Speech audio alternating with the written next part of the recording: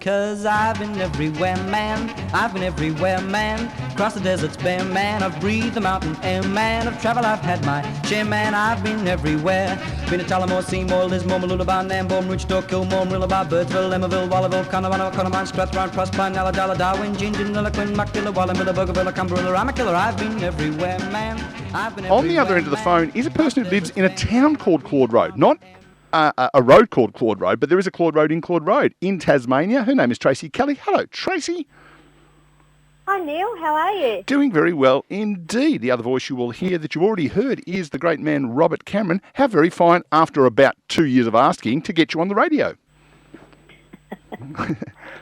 Tracy, Okay. let's get to the most important question first. Why on earth would a town be called Claude Road? That's a great question, Rob. Thank you. We ask all the great questions here.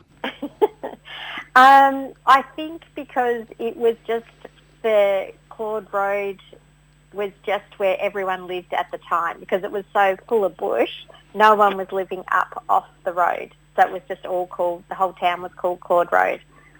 So like one of those Western movies where it's just a street out in the middle of nowhere, all the houses and shops and pubs and whatever are all lined up. It's just Claude Road. It used to be, yeah. Now, I've recently been to Tasmania and I drove around a lot of it and I didn't even see a sign that said Claude Road. So tell me exactly where you are in conjunction with a more significant Tasmanian town. We're about 10 minutes out of Sheffield. We're about halfway between Devonport and Cradle Mountain. All right. Well, I probably went through there and didn't realise it. Yeah, you would drive. If you went to Cradle Mountain, you'd drive down Claude Road, through Claude Road, and blink, and you would miss it. Well, there you go. I have been there. I'm sorry I didn't wave. Well, you did, but Tracy wasn't there. That's the thing. So what do the good folks in that part of the world do, Tracy? Mostly agriculture. Mostly cows, dairy cows, beef cows.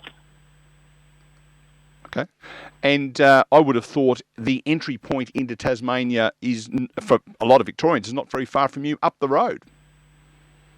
Yeah, it's not into Devonport. Yeah. Yeah. Yeah, on the Great Spirit that comes into Geelong. It does. And so you've been through here a few times in recent times, I would have thought. Yes, exactly. Now, what a lot of people don't know about Tasmania, they think, Tasmania is little and it's backward. There's always a jokes about being 20 years behind, but agriculturally, there is some monstrous places over there, huge acreages, doing huge amounts of primary production. You've got a smaller one, but it's a bit of an untold story, the depth and quality of Tasmanian agriculture. Yeah, there's one guy that we've been working with, and he's got an organic dairy farm, and it's just awesome. And the amount of cows that he's got per acre, and how they live their lives, and how he fertilises his soil. So I can understand the depth of quality that comes out of there. Yeah, it's an important part. A lot of people going back to that type of requirement for their food intake, so it's got to be produced, and there's a lot of very good producers that are doing that, just going back to literally Mother Nature without any other connection at all, and the successes have been quite extraordinary. Yeah, they're doing a lot and investigating a lot into what's called pasture regeneration, and how they graze on the land and how they use the land after the grazing and then rest the soil and move the animals around.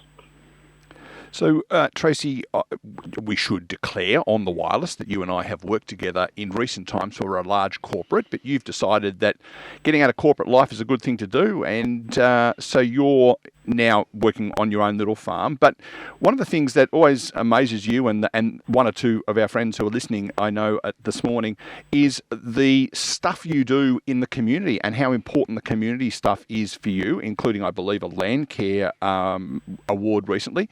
Talk us through the importance of being part of the community in a place like that. Yeah, I think because we're so remote, so you can't see your neighbours, there's only 5 houses in our street, up our road, I think it's really important that if you're going to move to a rural area that you're involved in the community, that you support the community, and actually in turn it supports you back 100-fold. And I guess what I'm passionate about is leaving things, particularly land and the Mount Roland Regional Reserve, in better shape than when I got there. So for our future generations, it's just a beautiful place to live and to hike and look at. Yeah. Because I did sort of have a crack at you at the start about how long it's been taking to get. The reason that we haven't been able to get hold of you on a Saturday morning is because I'm out running this, or I'm out doing that, or the market's on, or I've got to go and climb a mountain, or just everything that you do seems to have a really tight relationship with the land and with the region that you live in. Yeah, so just last weekend with the voting, we were selling cakes at the Claude Road Hall. We raised over $2,000. So I coordinate all the volunteers for the Claude Road Hall, which is great. And I've met lots of lovely, lovely people. And even next weekend, we're foxgloving again up McCoy's Road in Claude Road, as foxglove is a very insidious, poisonous weed. And yeah, so it is pretty fun. It's good. Hey, Tracy, I just looked at the Google box and it said that there's 257 people live in Claude Road. How many of them don't you know? Oh, there's probably a few I don't know. I do know. I'm a bit chatty, as Neil knows. Bit. And notice the fact we didn't pull out the old, 257 people, but only one family. Tasmanian joke. We don't do Tasmanian jokes here anymore. We don't. No, not now that you're on the phone anyway. Not in this day and age. Yeah. Tracy, tell us a bit about your little farming enterprise. What do you do? So I'm mostly interested in goats. I've now got 11 goats. Oh, my goodness. And every single one of them has a name, and every single one of them has been to a Zoom meeting with our former employer. That's right. What do goats contribute? Do you milk them or do you just look at them? Well, my rescue goats aren't milking goats, unfortunately, but Alfie, he's 2 years old now. But the other goats I've got, they're going to be milking goats. So I've been stocking up special breeds, and next year I get to breed from scratch with my does. And I was looking for high butterfat content in the milk. So then you can make your own goat's cheese. Yeah, that's the plan. Yep. To sell to someone else so you don't have to eat it yourself. That'd be my view of it. It's a little bit like someone saying the other day, when you're cooking kale, always use a really good quality coconut oil because that way it's easier to slide it into the bin. Kale, I don't mind. Yeah. Goat's cheese doesn't do it for me. No. Well, Tracy, it sounds like you have an idyllic lifestyle, not only based on the 7 minutes or whatever that we've spent talking today, but knowing the smile that's on your face every time we cross across to your part of the world, and the grumpy face we used to get when you had to come to Melbourne. So all the very best with everything down there in Claude Road. And if you could do something for us this afternoon, just nip round to those other 256 people and tell them about the Two Blokes Chatting radio show. We'd be most obliged. Oh, thanks, Neil. Thanks, Rob. No worries at all, Tracy. Best wishes. And next time I come on the Spirit, I'm going to stop in Claude Road and say g'day. And that's not a threat. That's a promise. Yeah, it's beautiful up there. Thanks, Trace. Talk to you soon. Okay, bye.